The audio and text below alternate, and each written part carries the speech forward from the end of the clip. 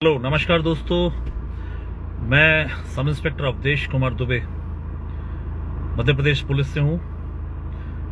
Social media पर रहने वाले मेरे सारे फ्रेंड्स तो शायद मुझे जानते ही हैं। आज मेरे दिल में बहुत कुछ था, तो आज मैं पहली बार लाइव आया हूँ। मुझे पता भी नहीं लाइव कैसे आते हैं। एक बार और इसके पहले मैंने असफल प्रयास किया था कुछ मिनट का, और उसके बाद फिर काट दिया था। तो नाउ आई एम रेडी। दिल में बहुत कुछ है, सोशल मीडिया प्लेटफॉर्म पर दुनिया के सामने शेयर करना चाहता हूं। हमारे देश और प्रदेश की जनता, जहां तक भी मेरा संदेश पहुंच जाए, वहां तक अपने दिल की बात कहना चाहता हूं। मेरे वीडियो बनाने का ये मतलब कतई नहीं है कि मैं वायरल हो जाऊं या मेरा वीडियो कोई वायरल हो जाए। तो उम्मीद करता हूं आप लोग मेरी बात को समझेंगे। हालांकि मैं मध्य प्रदेश पुलिस को रिप्रेजेंट जरूर करता हूं, पर इस वीडियो में मैं रिप्रेजेंट नहीं कर रहा हूं। ये मेरे अपने विचार हैं, निजी विचार हैं। तो थोड़ी सी भूमिका इसलिए बना रहा हूं कि ज्यादा से ज्यादा लोग जो है मेरे साथ जुड़ सकें, समझ जाए, मेरी बात को सुने। वो आज मैंने और आपने बहुत सारी खबरें देखी पढ़ी होंगी, और खासकर मैं विभाग में हूं तो पुलिस से संबंधित खबरों की बात कर रहा हूं। तो आज मन बड़ा व्यथित है, मतलब वो खबरें देखकर। तो मैं आपको थोड़ा सा बताता हूं। जैसे कि मैंने आज ही दिन में 3 खबरें पढ़ी। एक घटना जो है वो रीवा जिले की, मऊगंज जिले की है, जहां पर एक पुलिस पार्टी के ऊपर हमला हुआ है, और उसमें एक हमारे एएसआई साहब की जो है वो मृत्यु हो गई, यूं कहें हत्या हो गई। इसके अलावा हमारे एक सब इंस्पेक्टर हैं संदीप भारती, या शायद टीआई होंगे, मुझे उनका वर्तमान अभी रैंक पता नहीं है। वो गंभीर रूप से जख्मी है। तहसीलदार महोदय के साथ भी बहुत गंभीर उनको चोटें आई हैं, सुनते हैं हाथ पैर में फ्रैक्चर है। पूरी पुलिस टीम पर हमला हुआ है। दूसरी घटना जो है वो इंदौर में हुई है। इंदौर में तुकोगंज और परदेसीपुरा थाने का कुछ विवाद था, तो वहां भी पुलिस के साथ खासी झूमा झटकी, और उनकी वर्दी फाड़ना, धक्का देकर नीचे गिराना। और तीसरी घटना जो है ग्वालियर में हुई है। मेरा ही बैचमेट है, थाना प्रभारी की ड्यूटी कर रहा है वहां भी कुछ मंचलों को कुछ एक आरक्षक के द्वारा रोके टोके जाने के बाद जो है, तो मौके पर उसके पहुंचने के बाद झूमा झटकी हुई है, और कुछ चोटें वगैरह भी आई हैं। इन 3 घटनाओं में एक समान चीज ये देखी गई है, या मैंने देखी है और आपने भी देखी होगी, कि ये सारी की सारी घटनाएं जो पुलिस के विरुद्ध हुई हैं, इसमें सब में कोई ना कोई किसी बेस पर एक कम्युनिटी थी। प्रोफेशनल तौर पर देखें तो प्रोफेशन बेस्ड कम्युनिटी थी। इंदौर की घटना में सारे हमारे वकील साथी थे। मऊगंज में देखें तो हमारे आदिवासी भाई लोगों की कम्युनिटी थी। जहां भी कह लें कि एक कम्युनिटी की जब भीड़ इकट्ठी हुई, तो पुलिस के ऊपर दबाव बनाया गया। दबाव बनाए जाने के बाद हिंसा हुई। और बात यह नहीं कि हिंसा हुई है, संवैधानिक अधिकार है सभी के, सबको अपनी अपनी बात रखने का अधिकार होता है, और पुलिस तो खैर खुले मंच पर होती है।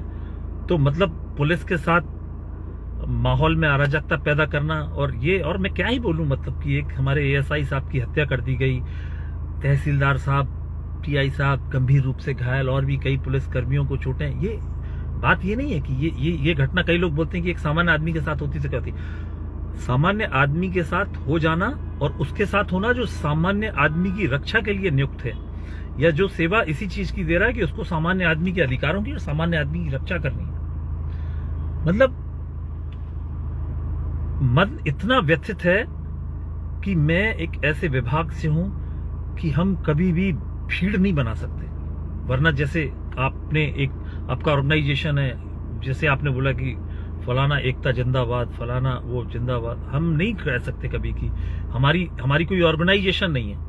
तो मेरा आप लोगों से यही कहना है कि क्या हम ऐसे ही शिकार होते रहेंगे मध्य प्रदेश पुलिस। और ये बात कहने के लिए मैं क्यों आया हूं, मैं, हालांकि मुझे मेरी सैलरी मिल रही है, पर महीने के अंत में 59,880 रुपए के लिए मैं सिर्फ कुछ ना बोलूं यहाँ की, मैं क्यों बोलूं, मेरे साथ तो क्या ही हुआ है।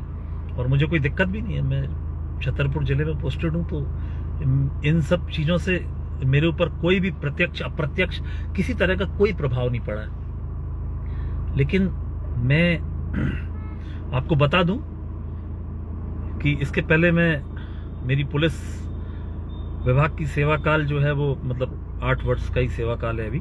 इसके पहले मैं सेना में रहा हूँ 18 साल, 18.5 साल मैंने सेना में सेवा दी है। तो है मुझ में इतना जज्बा कि मैं किसी भी मंच पर खड़ा होकर अपनी बात कह सकता हूँ। इसका क्या प्रभाव पड़ता है मेरी सेवा पर, प्रतिकूल प्रभाव पड़ता है, अनुकूल तो खैर क्या ही पड़ेगा, मुझे इस चीज की चिंता नहीं है। लेकिन जो दिल में है वो बोलूंगा कि क्यों पुलिस विभाग ऐसी भीड़ तंत्र का शिकार हो रहा है। आप बताइए, मैं आपको इंदौर की घटना के बारे में ब्रीफ कर रहा हूं, जिसको ना भी पता हो तो मैं आपको बताता हूं कि मतलब एक आपने वीडियो देखा होगा, आप देख लीजिए वीडियो, सोशल मीडिया पर वायरल वीडियो है।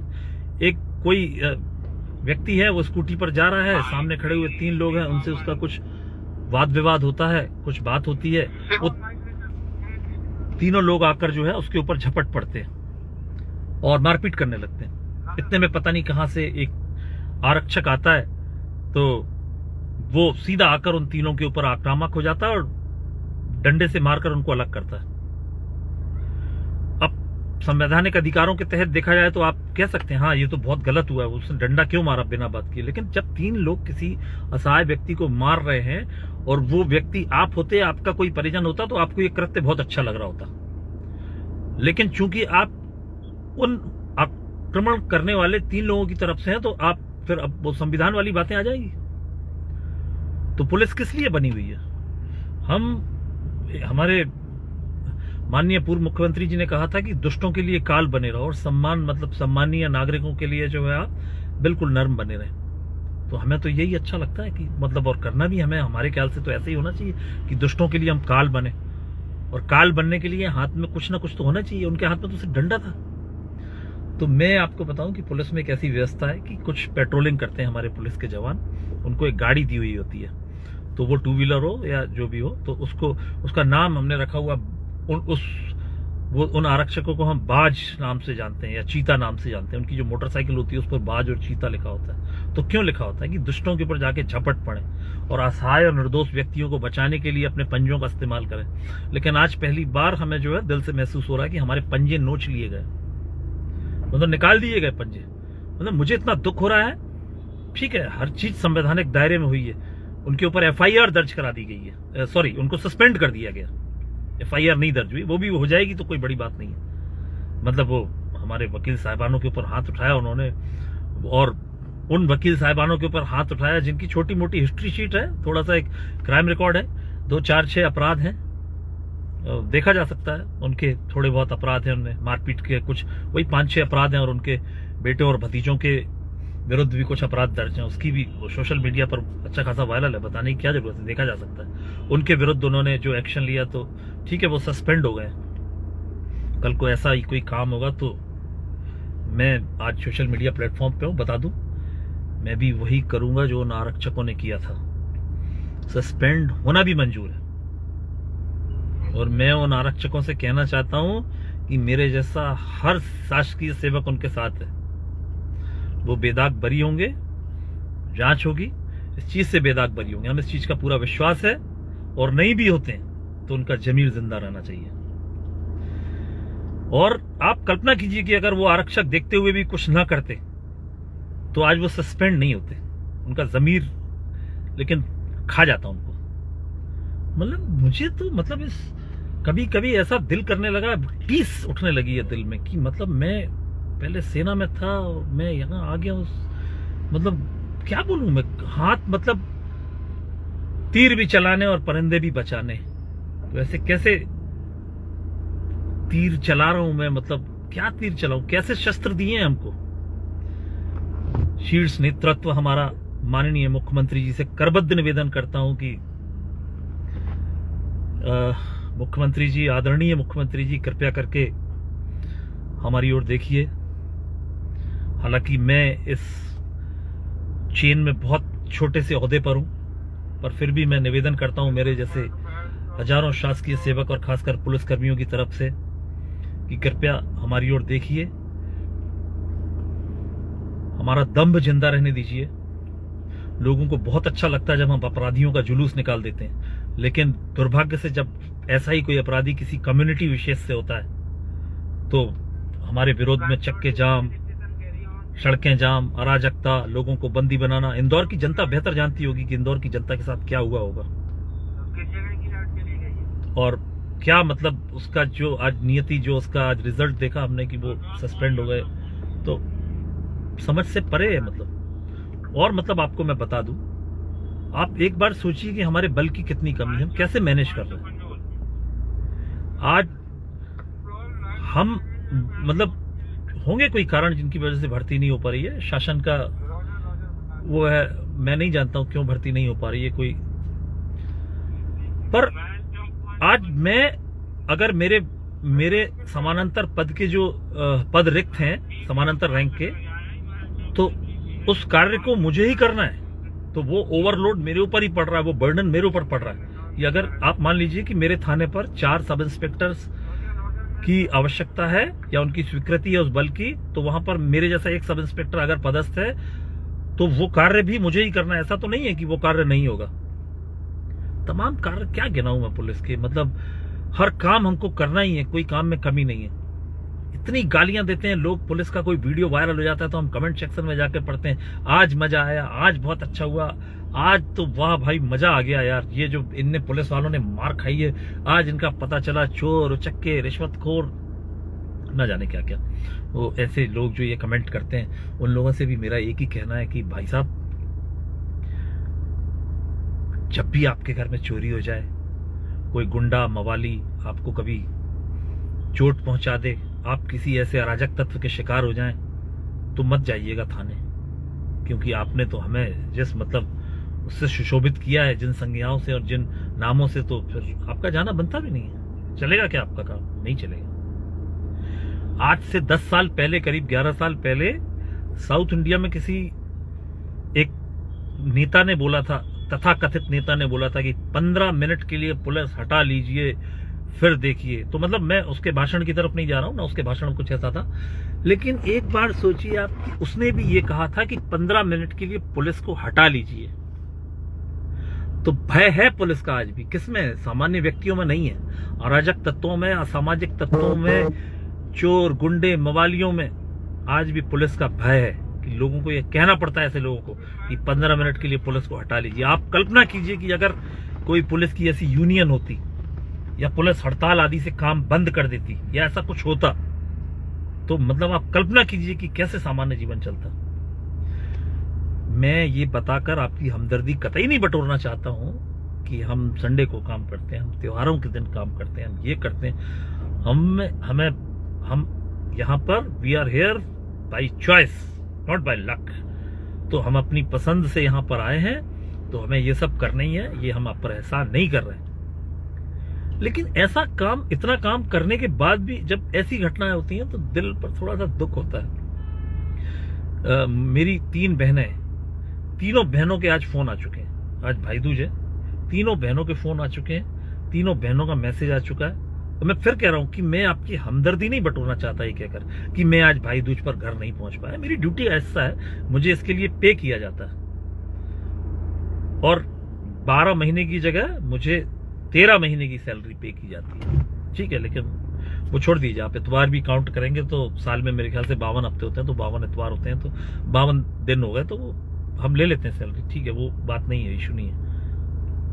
पर आप एक बार सोचिए कि आपकी सुरक्षा में लगा हुआ बल, मतलब उसके साथ आप कैसा व्यवहार कर रहे हैं। आप हत्या कर दी आपने एक पुलिसकर्मी की, मतलब एक समाज विशेष के लोगों ने, मतलब रीवा में, मतलब क्या कहना क्या था कि एक जो उनका एक आदमी है वो वाहन दुर्घटना में मरा था, नहीं उसको तो मारा गया है, और आपने जो है जिसके ऊपर आपको शंका थी आपने उसको बंदी बना लिया, और जब उसको छुड़ाने गए तो आपने एक टीआई के हाथ पैर मतलब गंभीर रूप से जख्मी कर दिया, तहसीलदार साहब को मतलब गंभीर रूप से एक एसएफ की जवान की हत्या कर दी। मतलब कहीं है नाम उनका, है कहीं नहीं है नाम उनका। कैसे विभाग में काम कर रहा हूं मैं, मेरे को तो कभी कभी हीक उठने लगती है यार। मैं मतलब अब तो बस भी नहीं चलता कि मतलब कभी कभी दिल होता है कि छोड़ दूं।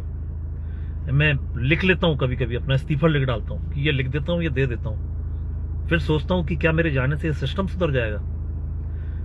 फिर मन में आया कि एक बार आवाज उठा देता हूं, शायद किन्हीं सही कानों तक ये आवाज मेरी चली जाए। मेरी ये आवाज शायद किन्हीं सही कानों तक चली जाए, कोई हमारी बेबसी समझ ले कि हम कितने बेबस हैं। हमें जो नाम दिए गए हैं, हमारे स्क्वाड्स को चीता, बाज, इनके नाखूनों को नोच दिया गया, इनकी शक्ति छीन ली गई है। मेरा मैसेज देखने वाले जो भी ऐसे लोग जिनके हाथ में कुछ पावर है, जो मुझसे बहुत बड़े बड़े ओहदों पर बैठे हैं, मैं उनसे जो है वो करबद्ध निवेदन करता हूं कि सर कृपया हमारी स्थिति को देखिए, हमें समझिए, हमारे स्वाभिमान को जिंदा रहने दीजिए। कितनी खुश होती है जनता जब लोगों के, अपराधियों के, गलत लोगों के जुलूस निकलते हैं। लेकिन बस वही नेता, वही जो आदमी है, अगर वो किसी छोटी मोटी कम्युनिटी का निकल जाता है और उस कम्युनिटी के लोग भीड़ बना के इकट्ठे हो जाते हैं और उसके लोग नेतागिरी करने लगते हैं साथ में, तो मतलब क्या होता है फिर रिजल्ट, है ना? दबाव में आने के बाद हम सस्पेंड हो जाते हैं। कितनी हास्यास्पद सी बात है। फिर मुझे अपना वही पुराना, मतलब मुझे अपना पुराना सेवा काल याद आता है। मतलब मैं क्या ही बोलूं, बार बार में क्या था क्या नहीं था। लोग बोलेंगे कि वो लोग तो सरफिरे होते हैं, वो यहाँ उनका काम नहीं है। ठीक है, मैं जानता हूं कि वहां हम सीमा पर रहते थे, वहां हम समाज में नहीं जुड़े हुए थे, यहाँ हम समाज में रहते हैं, आम जन से हमारा पाला पड़ता है। लेकिन ऐसे होते हैं आमजन, ऐसे आमजन, मतलब भीड़ तंत्र को। और मैं, सर प्लीज संज्ञान लीजिए इस चीज का। जो भी मेरे बैठे हुए ऊपर सक्षम अधिकारी हैं, हमारे माननीय मुख्यमंत्री जी हैं, गृह मंत्री भी हैं वो, सर प्लीज संज्ञान लीजिए हमारा। मैं निवेदन कर रहा हूं सर, पुलिस की दशा पर ध्यान दीजिए सर। हम त्योहारों पर कई दिनों तक अपने घर न जाकर ड्यूटी करते रहते हैं, लेकिन नहीं होता हमें इस चीज का दुख कि ठीक है हम कुछ कर रहे हैं, हम किसी असहाय की मदद कर रहे हैं। हमें इस चीज की तसल्ली रहती है सर। क्या ही बोलूं, मतलब बहुत कुछ है मेरे दिल में, लेकिन अचानक से सब कुछ याद भी नहीं आता है। मतलब हम कैसी सेवा कर रहे हैं। मैं एक पुलिस होने के नाते आपको बताऊं कि जहां जाता हूं, मैं कोशिश यही करता हूं कि किसी गरीब की मेरे से मदद ही हो जाए। मतलब अगर कोई रोड पे भी चला जा रहा है तो मैं उसको अपनी गाड़ी में बिठा लूं और उसको कहीं तक छोड़ दूं। तो है आपके दिल में, और कई लोगों से कहना चाहूंगा, आपके दिल में है पुलिस के प्रति नेगेटिव थॉट्स हैं, बुरी बातें हैं, पुलिस ऐसी होती है वैसी होती है। लेकिन एक बार सोचिएगा, ये आप बोलते हैं ना पुलिस रिश्वत लेती है, पैसा खाती है, ये करती है, बहुत दुष्ट, और जैसी जैसी आप गालियां देते हैं। एक बार सोचिएगा कि आपके साथ क्या क्या गुजरा है। सुनी सुनाई बातों में यकीन नहीं। फिर ये सोचिएगा कि अगर आपके साथ ऐसा गुजरा तो आपने क्या किया था, है ना? तो मेरे मन की बात, बहुत कुछ बातें हैं दिल में, समय बहुत लग जाएगा। मेरे साथ जुड़े हुए लोग हैं, मैं नहीं कहूंगा कि मेरी वीडियो को ज्यादा से ज्यादा शेयर करें, सब्सक्राइब करें, ये करें वो करें, लेकिन जो दिल में था वो मैंने बता दिया। मेरी टीस थी, निकल के बाहर आ गई। वो सिर्फ इसलिए आई है, ध्यान से सुनिएगा, कि मेरा स्वाभिमान जिंदा रहे।